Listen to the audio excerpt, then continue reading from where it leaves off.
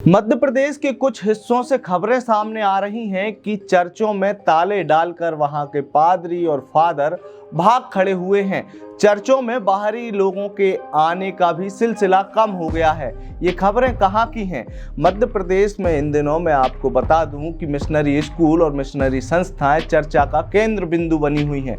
कभी इन संस्थाओं में बच्चियों के साथ यौन शोषण किया जा रहा है तो कभी आर्थिक अनियमितताएं की जा रही हैं।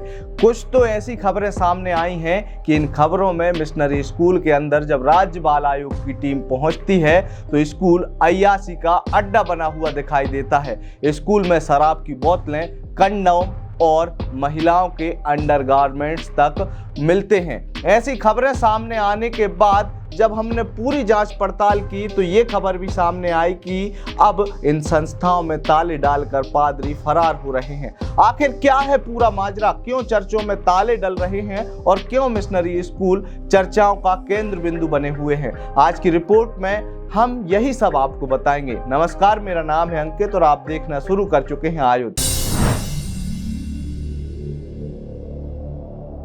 सबसे पहले आपको ताजे मामले से रूबरू कराते हैं। मध्य प्रदेश के डबरा में जब राज्य बाल आयोग की टीम पहुंची तो डबरा में स्थित एक मिशनरी स्कूल है। इसका नाम है सेंट पीटर्स स्कूल। इस स्कूल में जब राज्य बाल आयोग की टीम पहुंचती है तो क्या पाती है कि स्कूल में एमपी बोर्ड या सीबीएसई बोर्ड की किताबों की जगह बड़ी मात्रा में ईसाई धर्म का साहित्य मिला हुआ है। अब स्कूल में जहां पर बोर्ड की परीक्षाएं चल रही हैं वहां पर बोर्ड की जो पुस्तकें हैं उनकी जगह पर ईसाई साहित्य का क्या काम है? ऐसा ही एक और मामला चंबल के ही इलाके से आया था, जहां मुरैना के एक मिशनरी स्कूल में जब राज्य बाल आयोग की टीम राज्य बाल आयोग की सदस्य निवेदिता शर्मा के नेतृत्व में पहुंची तो देखकर सन्न हो गई। यहां के एक मिशनरी स्कूल में जब राज्य बाल आयोग की टीम पहुंचती है तो देखती है वहां पर बड़ी संख्या में शराब की बोतलें रखी हुई हैं, बेड लगे हुए हैं और कमरे में गुप्त रास्ते बने हुए हैं। स्कूल के ये गुप्त रास्ते छात्रावास की ओर भी खुलने की बात सामने आई थी।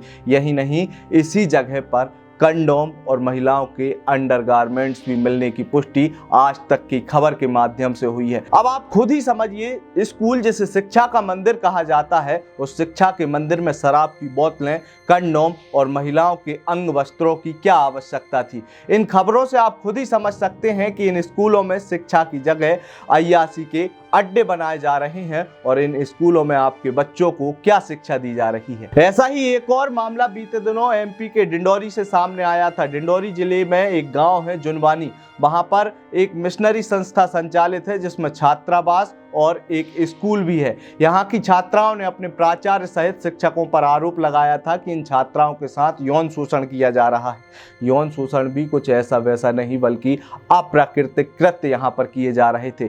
बच्चियों से कहा जाता है कि चलो आपको आइसक्रीम खिलाते हैं। इस आइसक्रीम का मतलब कोई आइसक्रीम नहीं बल्कि बच्चियों को ब्लो जॉब करने के लिए मजबूर किया जा रहा था। ये बातें बच्ची ने राज्य बाल आयोग के साथ राष्ट्रीय बाल आयोग की टीम को भी अपनी शिकायत में दर्ज कराई हैं। इसी तरीके से मंडला में भी एक मामला सामने आया था जहां पर बगैर अनुमति के छात्रावास चल रहा था और इस छात्रावास में भी कई अनियमितताएं पाई गईं।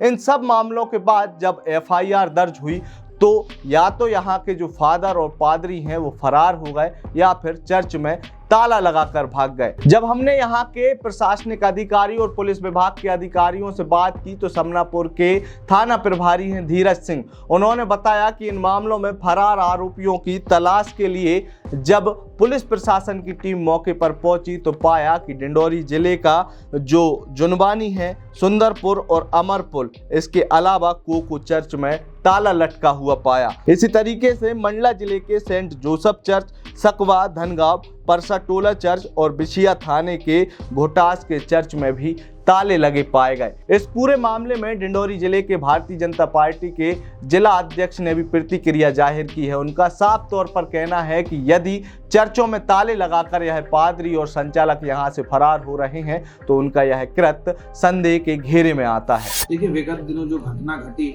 हमारे डिंडौरी जिले के जुनवानी मिशनरी स्कूल पर, जब राष्ट्रीय बाल संरक्षण आयोग और मध्य प्रदेश बाल संरक्षण आयोग की टीम ने जब निरीक्षण की और निरीक्षण के दौरान देखा गया कि छात्र छात्राओं के साथ अनेक प्रकार के शोषण हुए, शारीरिक मानसिक शोषण हुए, साथ में उनके साथ धर्मांतरण का भी मामला सामने आया। इसके अलावा वित्तीय अनियमितताएं भी सामने आई जब उसकी बारीकी से जब उसका निरीक्षण किया गया और हमारे शिक्षा विभाग के द्वारा जब जांच पड़ताल की गई तो वहां 2 छात्रावास संचालित हो रहे थे और 4 छात्रावासों का अनुदान सरकार से लिया गया। साथ में अनुदान सरकार से लेने के अलावा भी बच्चों से भी 1500 रुपए की शुल्क ली गई।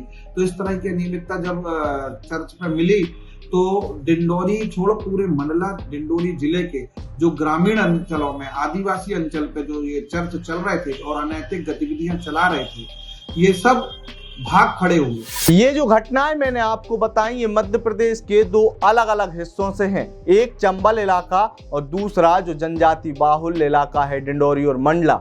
चारों जगह पर खेल एक ही चल रहा है। आपके बच्चों को एडमिशन दिया जाता है शिक्षा के नाम पर, लेकिन इन मिशनरी संस्थाओं में शिक्षा की जगह पर कभी बच्चियों के साथ यौन शोषण किया जाता है तो कभी शिक्षा के मंदिर कहे जाने वाले स्कूल में शराब की बोतलें और कंडोम जैसे अश्लील पदार्थ जांच में सामने आते हैं। अब आप खुद ही ये सोच लीजिए कि इन संस्थाओं में आपके बच्चों को क्या शिक्षा दी जा रही है या फिर उनका किसी प्रकार से कोई उपयोग किया जा रहा है। अब देखना ये होगा कि मध्य प्रदेश सरकार और स्थानीय प्रशासन और केंद्र सरकार इन मिशनरी संस्थाओं के खिलाफ क्या कठोर कार्रवाई करेगी। इसी प्रकार की अन्य खबरों के लिए आप आयुक्त को सब्सक्राइब करना ना भूलें। आप हमें फेसबुक, ट्विटर और इंस्टाग्राम पर भी फॉलो कर सकते हैं। आपका बहुत बहुत धन्यवाद।